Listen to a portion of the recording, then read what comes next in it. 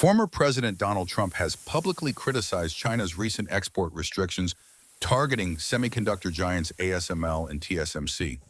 These restrictions have intensified the ongoing U.S.-China tech tensions, contributing to a significant downturn in the U.S. stock market, with semiconductor stocks losing over $500 billion in value.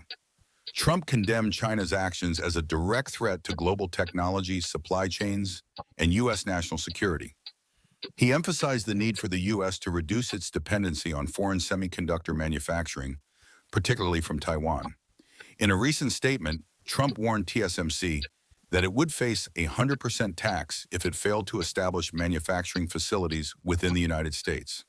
The semiconductor sector experienced a sharp decline, with the Philadelphia Semiconductor Index losing more than $500 billion in market value. This marked the worst single-day performance for chip stocks since 2020. Major companies like TSMC, NVIDIA, and Micron Technology saw significant stock value reductions, reflecting investor concerns over escalating trade restrictions and geopolitical uncertainties.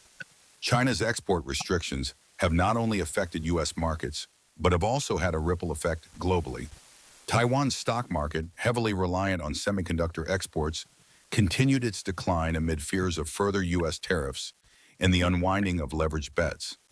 The broader implications suggest potential disruptions in global tech supply chains and increased volatility in international markets.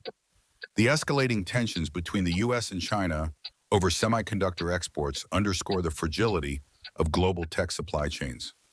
Trump's condemnation of China's export restrictions and his push for domestic semiconductor manufacturing highlight the strategic importance of technological self-reliance.